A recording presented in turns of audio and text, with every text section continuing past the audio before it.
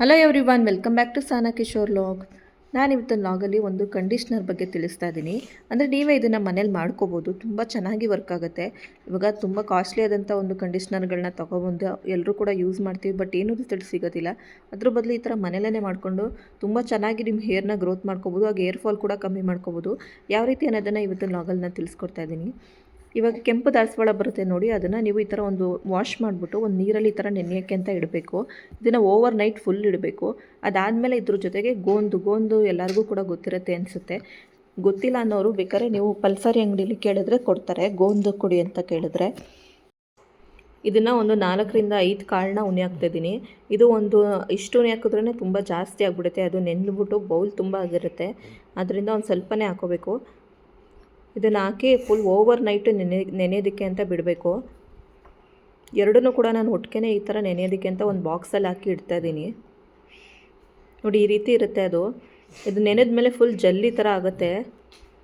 ಇದನ್ನು ನೀವು excess of heat ಆಗಿದ್ದರೆ ಇದ್ರ ಜೊತೆ ನೀವು ಕಸ್ತೂರಿ ಬೀಜ ಅಂದರೆ ಕಸ್ತೂರಿ ಬೀಜ ಬರುತ್ತೆ ನೋಡಿ, ಅದನ್ನು ಕೂಡ ಹಾಕ್ಕೊಂಡು ಜ್ಯೂಸ್ ಮಾಡಿಕೊಂಡು ಲೆಮನ್ ಜ್ಯೂಸ್ ಮಾಡ್ಕೋತೀವಿ ಅಂತ ಅನ್ನುವಾಗ ಈ ಒಂದು ಗೋಂದು ಕೂಡ ಹಾಕ್ಕೊಂಡು ಜ್ಯೂಸ್ ಮಾಡ್ಕೊಂಡು ಕುಡಿದಷ್ಟು ಎಕ್ಸೆಸ್ ಆಫ್ ಹೀಟ್ ಕಮ್ಮಿ ಆಗುತ್ತೆ. ಯಾಕೆಂದರೆ ಇವಾಗ ಟೈಲರಿಂಗ್ ಕೆಲಸ ಎಲ್ಲ ಮಾಡೋರಿಗೆ ತುಂಬಾ ಹೀಟ್ ಆಗಿಬಿಟ್ಟಿರುತ್ತೆ ನೋಡಿ, ಅಂಥವ್ರಿಗೆ ನಿಜವಾಗ್ಲೂ ಇದು ಯೂಸ್ ಆಗುತ್ತೆ. ಬೇಕಾದ್ರೆ ನೀವು ಅದು ಜ್ಯೂಸ್ ಮಾಡಿ ಟ್ರೈ ಮಾಡಿ ನೋಡಿ, ಈ ಥರ ಗೋಂದನ್ನ ತೊಗೊಬಂದು ನಿಮಗೇನಾವಾಗ ಗೊತ್ತಾಗುತ್ತೆ. ಈ ರೀತಿ ಅದು ನೀಟಾಗಿ ಮುಳುಗೋ ಅಷ್ಟು ನೀರನ್ನ ಹಾಕಿ ನಾವು ಈ ರೀತಿ ಕ್ಯಾಪ್ ಕ್ಲೋಸ್ ಮಾಡಿ ಓವರ್ ನೈಟ್ ಬಿಡಬೇಕು. ಇದನ್ನು ನೀವು ಫ್ರಿಜ್ಜಲ್ಲಿ ಇಟ್ಕೊಂಡು ಯೂಸ್ ಮಾಡ್ಕೋಬೋದು, ಯಾವಾಗ ಬೇಕು ಅವಾಗ ತೆಗ್ದು ಒಂದು ಬೌಲ್ಗೆ ಹಾಕಿ ಇಟ್ಕೊಂಡು. ಯಾವ ರೀತಿ ಅದನ್ನು ಯೂಸ್ ಮಾಡೋದು ಅಂತಲೂ ಕೂಡ ನಾನು ನೀಟಾಗಿ ತಿಳಿಸ್ಕೊಡ್ತೀನಿ, ಯಾರು ಕೂಡ ಸ್ಕಿಪ್ ಮಾಡಬೇಡಿ, ಅರ್ಥ ಆಗೋದಿಲ್ಲ ನೋಡಿ. ಈ ರೀತಿ ಅದನ್ನು ನೆನೆ ಹಾಕೋಕ್ಕೆ ಇಡಬೇಕು. ದಾಸವಾಳ ಅಂತೂ ಹೇರ್ಗೆ ತುಂಬಾ ಒಳ್ಳೆಯದು. ಅದರಿಂದ ಈ ಒಂದು ರೆಮಿಡಿನ ನೀವು ಟ್ರೈ ಮಾಡಿ, ತುಂಬ ಚೆನ್ನಾಗಿ ಯೂಸ್ ಆಗುತ್ತೆ. ಹಾಗೆ ಇದೇ ಥರ ಒಂದು ಟೀ ಪುಡಿ ಡಿಕಾಕ್ಷನ್ದು ತೋರಿಸಿದ್ದೀನಿ, ಲವಂಗ ವಾಟರ್ದು ತೋರಿಸಿದ್ದೀನಿ. ಹಾಗೆ ಅದ್ರ ಜೊತೆಗೆ ಚೆನ್ನಾಗಿರೋಂಥ 2 ಏರ್ ಆಯಿಲ್ ಕೂಡ ತೋರಿಸಿದ್ದೀನಿ. ಇದನ್ನು ಕೂಡ ನೀವು ಯೂಸ್ ಮಾಡಿ. ನಿಮಗೆ ಏರ್ ಆಯಿಲ್ 2 ತೋರಿಸಿದ್ದೀನಿ, ಅದರಲ್ಲಿ 2ರಲ್ಲಿ ಯಾವುದಾದ್ರೂ ಒಂದನ್ನು ಯೂಸ್ ಮಾಡ್ಬೋದು. ಅದರಲ್ಲಿ ನಾನು ಇವಾಗ ಸಾಸಿವೆ ಮತ್ತು ಬ್ಲ್ಯಾಕ್ ಸೀಡ್ಸ್ ಎಲ್ಲನೂ ಕೂಡ ಹಾಕಿ ಮಾಡಿದ್ದೀನಿ ನೋಡಿ. ಆ ಏರ್ ಆಯಿಲ್ ಅಂತೂ ತುಂಬ ಚೆನ್ನಾಗಿ ರಿಸಲ್ಟ್ ಕೊಡುತ್ತೆ ನೋಡಿ. ಇದು ಬೆಳಗ್ಗೆ ತೋರಿಸ್ತಾ ಇದ್ದೀನಿ ನೋಡಿ ಯಾವ ರೀತಿ ಆಗಿದೆ ಅದು ಅಂತ. ನಾವು ಉನಿ ಹಾಕಿದ್ದು ಬರೀ 4 ಬೀಜ, ಅಂದರೆ 4 ಕಾಳುಗಳ ಥರ ಇತ್ತು ಅದು. ಇವಾಗ ಈ ಥರ ಆಗಿರುತ್ತೆ. ಇದನ್ನು ಒಂದು ಜ್ಯೂಸ್ ಜಾರ್ಗೆ ಹಾಕೋತಾ ಇದ್ದೀನಿ ನಾನು.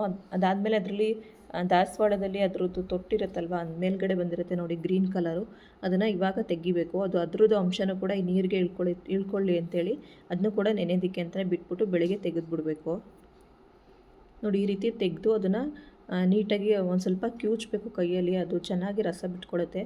ಆ ನೀರೇ ಒಂದು ಸ್ವಲ್ಪ ಜಲ್ಲಿ ಥರ ಆಗಿರುತ್ತೆ, ಅದರ ರಸ ಎಲ್ಲ ಬಿಟ್ಟು ಆ ನೀರು ಹಾಕ್ಕೊಂಡೇ ನೀವು ರುಬ್ಕೋಬೇಕು. ಆ ಗೋಂದು ಮತ್ತು ಅದರಲ್ಲಿರೋಂಥ ನೀರು ಮತ್ತು ದಾಸವಾಳದ ಹೂವು ಎಲ್ಲನೂ ಹಾಕಿ ರುಬ್ಕೋಬೇಕು.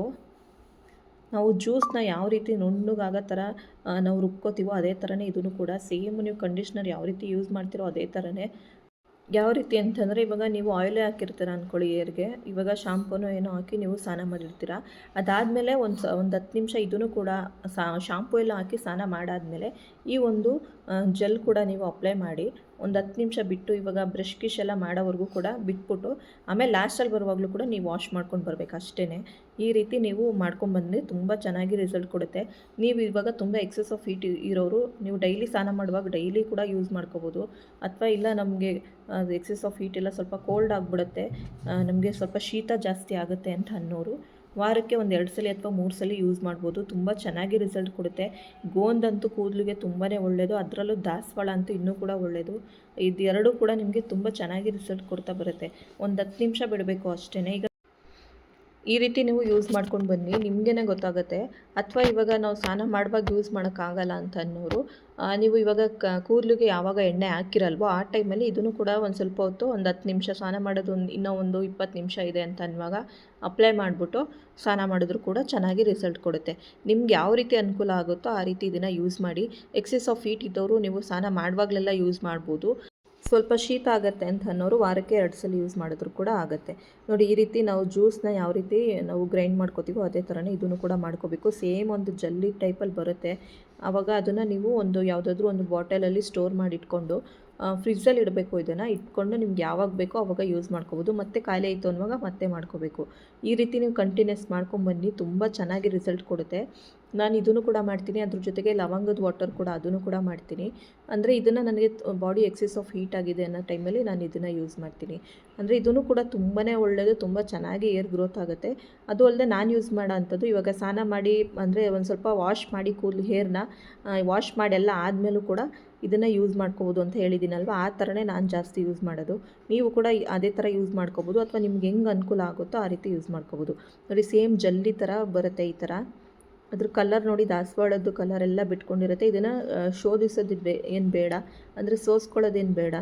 ಈ ರೀತಿ ಒಂದು ಯಾವುದಾದ್ರೂ ಒಂದು ಬಾಟಲಲ್ಲಿ ಹಾಕಿ ಇಟ್ಕೋಬೋದು.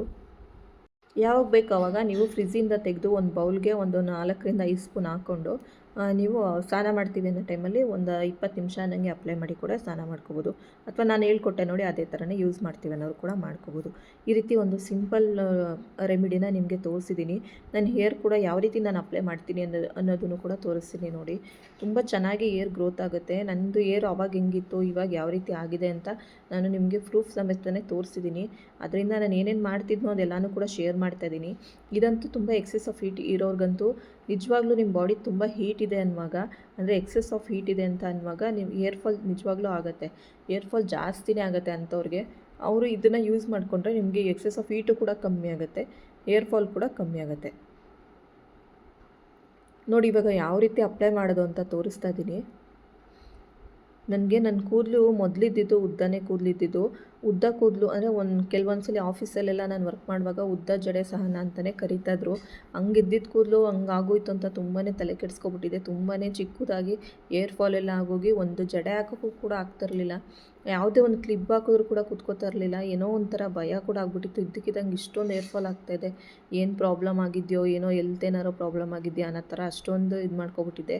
ಬಟ್ ಹಾರ್ಮೋನ್ ಚೇಂಜಸ್ಸಿಂದ ಕೆಲವೊಂದು ಸಲ ಆಗುತ್ತೆ. ಹಾಗೆ ಈ ನೀರು ಅದು ಇದು ಪೊಲ್ಯೂಷನಿಂದ ಇರ್ಬೋದು, ಅದರಿಂದನೂ ಕೂಡ ಏರ್ ಫಾಲ್ ಆಗುತ್ತೆ. ಆಮೇಲೆ ಕೆಲವೊಬ್ಬರು ತುಂಬಾ ಟೆನ್ಷನ್ ತೊಗೊಂಡು ಕೂಡ ಏರ್ ಫಾಲ್ ಆಗುತ್ತೆ. ಈ ರೀತಿ ಒಂದು ಪ್ರಾಬ್ಲಮಿಂದನೂ ಕೂಡ ಏರ್ ಫಾಲ್ ಆಗುತ್ತೆ. ಬಟ್ ಆವಾಗ ನಾವು ಏನು ಮಾಡಬೇಕು ಅನ್ನೋ ಟೈಮಲ್ಲಿ ನನಗೆ ಗೊತ್ತಿರೋಂಥ ಕೆಲವೊಂದು ರೆಮಿಡೀಸ್ಗಳನ್ನ ಟ್ರೈ ಮಾಡಿದೆ ಅಷ್ಟೇ. ನಾನು ಯಾವುದೇ ಒಂದು ಬೇರೆ ಆಯಿಲ್ ಯೂಸ್ ಮಾಡಿಲ್ಲ, ಯಾವುದೇ ಒಂದು ಶಾಂಪು ಕೂಡ ಯೂಸ್ ಮಾಡಿಲ್ಲ. ನಾನು ನೈಲ್ ಶಾಂಪೂನ ಎಣ್ಣೆ ಹಾಕ್ತಾಯಿದ್ದಾಗ ಯೂಸ್ ಮಾಡ್ತೀನಿ. ನೈಲ್ ಅಂತ ಒಂದು ಶಾಂಪು, ಅದ್ರ ಬಗ್ಗೆನೇ ಕೂಡ ಹಳೆ ಲಾಗಲ್ಲಿ ತಿಳಿಸ್ಕೊಟ್ಟಿದ್ದೀನಿ. ಎಣ್ಣೆ ಹಾಕಿದಾಗ ಚಿಕ್ ಶಾಂಪೂನ ಯೂಸ್ ಮಾಡ್ತೀನಿ. ಅದು ಡೈರೆಕ್ಟಾಗಿ ಚಿಕ್ ಶಾಂಪೂನ ಯೂಸ್ ಮಾಡಲ್ಲ.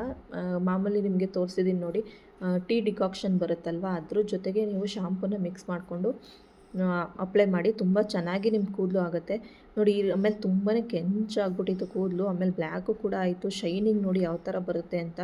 ನೀವು ಕೂಡ ಈ ರೀತಿ ಟ್ರೈ ಮಾಡ್ಕೊಂಬನ್ನಿ. ನಾನು ಹೇಳ್ಕೊಟ್ಟಿರೋಂಥ ಒಂದು ರೆಮಿಡೀಸ್ಗಳನ್ನ ನೀವು ಟ್ರೈ ಮಾಡಿ ಕಂಟಿನ್ಯೂಸ್ಸು. ನಾನು ಕರಿಬೇವಿನ ಸೊಪ್ಪುದು ಎಣ್ಣೆ ಕೂಡ ತೋರಿಸಿದ್ದೀನಿ. ಹಾಗೆಯೇ ಮೆಂತ್ಯ, ಸಾಸಿವೆ ಮತ್ತು ಬ್ಲ್ಯಾಕ್ ಸೀಡ್ಸು ಅಂದರೆ ಕಲ್ಲೊಂಜಿ ಬೀಜಗಳನ್ನೂ ಕೂಡ ಹಾಕಿ ಒಂದು ಎಣ್ಣೆ ಮಾಡೋದನ್ನು ಕೂಡ ತೋರಿಸಿದ್ದೀನಿ. ಅದಂತೂ ತುಂಬ ಚೆನ್ನಾಗಿ ವರ್ಕ್ ಆಗುತ್ತೆ. ಕಲ್ಲೊಂಜಿ ಬೀಜ ಎಲ್ಲ ಹಾಕಿರೋದು ನಿಮಗೆ ಬ್ಲ್ಯಾಕಾಗಿ ಚೆನ್ನಾಗಿ ತಿಕ್ಕಾಗಿ ಏರ್ ಬರಬೇಕು ಅಂತಂದರೆ ಆ ಒಂದು ಎಣ್ಣೆನ ಯೂಸ್ ಮಾಡಿ. ಅದ್ರ ಜೊತೆಗೆ ವಿಟಮಿನ್ ಇ ಕ್ಯಾಪ್ಸಲ್ಸ್ನ ನೀವು ಅದಕ್ಕೆ ಹಾಕಿ ನಾನು ಯಾವ ರೀತಿ ತೋರಿಸಿದ್ದೀನೋ ನೀವು ಅದೇ ಥರ ಅಪ್ಲೈ ಮಾಡ್ಕೊಂಡ್ಬಂದರೆ ನಿಜವಾಗ್ಲೂ ಹೇಳ್ತೀನಿ, ನಿಮ್ಮ ಹೇರು ನನ್ನ ಥರನೇ ಚೆನ್ನಾಗಾಗುತ್ತೆ.